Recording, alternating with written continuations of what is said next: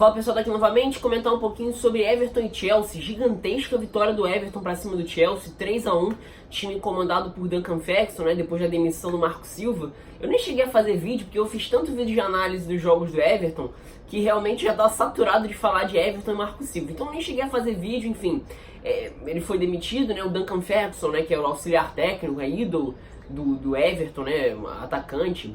Nem questão muito assim de qualidade técnica não, mas identificação com a torcida mesmo.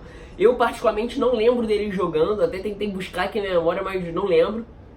Não foi um cara de grande destaque, como eu falei, técnico mesmo, mas enfim, um cara de muita identificação, né? Até no final do jogo, chorou, se emocionou, um cara que vibra muito na beira do campo.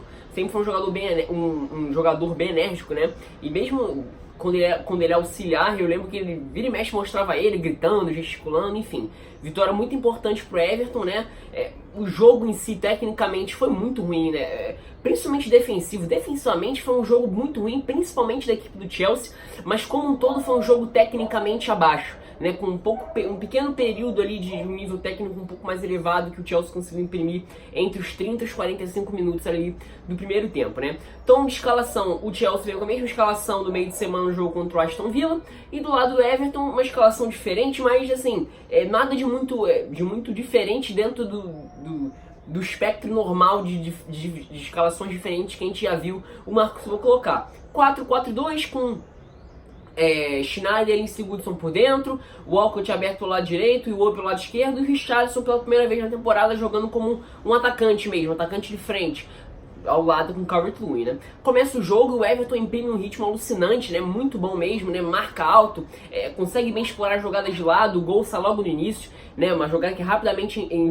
invertida do lado esquerdo para o lado direito, e o Richarlison é o primeiro erro defensivo da partida, né? O Richarlison entra sozinho na zaga contra a zaga do Chelsea, tem um corredor dentro da área para percorrer, e o Sid B cruza na cabeça dele, né? Sid B que é até um jogador, como eu falei, não é mais exatamente aquele do Mônaco, que eu particularmente gostei muito, né? Aquele timaço do Mônaco 16-17. Não é mais aquele jogador, mas nos primeiros minutos você tinha o Everton que tinha construído o placar, imprimia muito volume de jogo, não necessariamente tecnicamente bem, mas conseguia fazer aquela pressão, aquele volume, tendo mais jogadas de lado, né? A principal arma, né? Principalmente o lado direito com o Walcott e o Sid B. Com o passar do tempo, o Chelsea vai passando até a posse de bola, e hoje foi interessante ver a forma como o Chelsea se organizou para tentar atacar um Everton que partiu desde o início num 4-4-2. Assim, qual é a marca desse Chelsea com Frank Lampard, né, desde que conseguiu se consolidar com boas atuações? Você tem a muito boa participação dos meias com os laterais, isso ficou bem evidente, né? Talvez isso tenha sido mais explorado no jogo do Aston Villa, no jogo do meio de semana, né? Principalmente no segundo tempo, a dupla Reece James e Willian, né? Ora, os laterais atacando por dentro e os meias abertos por fora, e ora esse movimento inverso, né? Os pontas por fora, os laterais por fora e os meias por dentro. Como o Everton, né, jogava com os jogadores de lado, né? Tanto os laterais como os meias abertos, é muito importante para fazer jogadas de escapada. Os laterais do Chelsea eram posicionados muito abertos, então você tinha Azpilicueta e Reece James praticamente na linha lateral, né, para justamente poder conter esses avanços, então as jogadas por dentro eram um pouco utilizadas, e os meias abertos do Chelsea jogando muito próximos um do outro, né? Então era um Chelsea que não tinha necessariamente o apoio dos laterais, mas aos poucos, com a entrada do Mason Mount, e o Mason Mount fez um bom primeiro tempo, né? Eu vi muita gente criticando ele no Twitter, mas o primeiro tempo do Mason Mount foi muito importante. O entendimento dos três meias, principalmente a partir dos 30 primeiros minutos do primeiro tempo, foi muito importante para o crescimento do Chelsea na partida. O Chelsea termina bem o primeiro tempo. Por mais que não conseguisse exatamente finalizar, chegava com muita facilidade, e com o passar do tempo começava a chegar bem na área do Everton. Então você tinha esses três meias se movimentando muito bem, o Mason Mount sendo o principal cara para conseguir ocupar o espaço entre linhas e acelerar vindo da esquerda para dentro, ou com passe, ou carregando a bola, e os três meias passam a se terem muito bem. O Willian sendo esse cara demais, ocupando mais ali a faixa direita, né, partindo no meio campo em velocidade, às vezes também buscando a diagonal, e o Chelsea, a partir dos 30 minutos, consegue se impor bem tecnicamente. O Chelsea, por mais que não tenha feito uma grande partida como um todo, faz os 15 minutos finais muito bons. Por mais que tivesse muita dificuldade de finalizar, as chances eram bem criadas, os passes eram bem trocados, né? Você nem tinha tanta participação de Kanté e Kovacic, assim como os laterais mais preocupados com as investidas do Everton, que nem conseguia tanto reagir nessa parte do primeiro tempo. Isso vai melhorar um pouco mais no segundo tempo na equipe da casa, mas enfim, no primeiro tempo, se a gente pode tirar algo de positivo do jogo como um todo, especificamente da produção ofensiva do Chelsea, foi o bom entendimento dos meias e a boa atuação do Mason Mount. Novamente, o pessoal criticando ele, mas o primeiro tempo do Mason Mount foi um bom primeiro tempo. Um primeiro tempo, né, de um período em que a gente... uma atuação do Mason Mount em que a gente até aqui não viu ele jogando por um bom tempo, né? Muito importante para se deslocar da marcação, encontrar um espaço entre linhas para acelerar, se invertendo com o Pulisic, né? Como eu falei, os meios jogavam muito próximos um do outro, né? Porque o campo tava muito, não tinha muito espaço para abrir o campo, né? Os laterais participavam muito pouco, então esse entendimento dos meios seria muito essencial. O Tammy Abraham também tentando causar algum desconforto ali para a dupla de zaga do Everton, né? Ganhando várias bolas pelo alto, enfim. A reta final do primeiro tempo foi boa do Chelsea, por mais que não conseguisse finalizar. Na volta do segundo tempo, o jogo volta maluco novamente, né? O segundo tempo foi uma loucura até o final, até a reta final. Logo, novamente, o Everton faz o 2-0 novamente num erro defensivo, né? E a jogada do segundo gol do Everton tem erro defensivo de várias partes, né? A jogada construída pela direita é mal afastada, se eu não me engano, é o Schneiderlin quem ganha pelo alto do Kovacic. O Pulisic, a bola ia sobrar pro Pulisic, o Pulisic cochila, o Sidibé se antecipa, rouba a bola, aí depois a bola sobe, né? Alguém chuta a bola pro alto, a bola é novamente mal espalhada pela defesa do Chelsea, né? O Christensen perde pelo alto pro Calvert-Lewin, sobra pro Zuma, o Zuma espalha mal, sobra pro Calvert-Lewin que a toca e acaba para fazer o gol do 2-0, o gol do 2-0 do Everton para colocar o time da casa na frente. E logo depois, né, novamente, agora outro erro defensivo da defesa do Everton. Logo depois, assim, 2 minutos depois, tem uma projeção do Kanté pelo lado esquerdo, até assim, nesses primeiros momentos do segundo tempo, até parecia que o Kanté fosse jogar ainda mais à frente, né? Porque o Chelsea precisava do resultado, ele aparece assim para fazer o lance do gol, o primeiro gol, né? O único gol do Chelsea na partida, ele aparece ali como ponta pela esquerda, toca para Aspilicueta que aparece se projetando sozinho dentro da área, toca no meio, o Digne afasta muito mal a bola nos pés do Kovacic, que chuta de fora da área para fazer o gol do Chelsea, o gol 2-1. A partir daí você tem um pouco maior de crescimento do Chelsea ofensivo, mas os espaços continuam a aparecer, né? O Everton continua, agora sim, no primeiro tempo o time não conseguia explorar muito dos espaços. O Chelsea passa a ter muito mais posse de bola. No segundo tempo, com o Chelsea se lançando mais e principalmente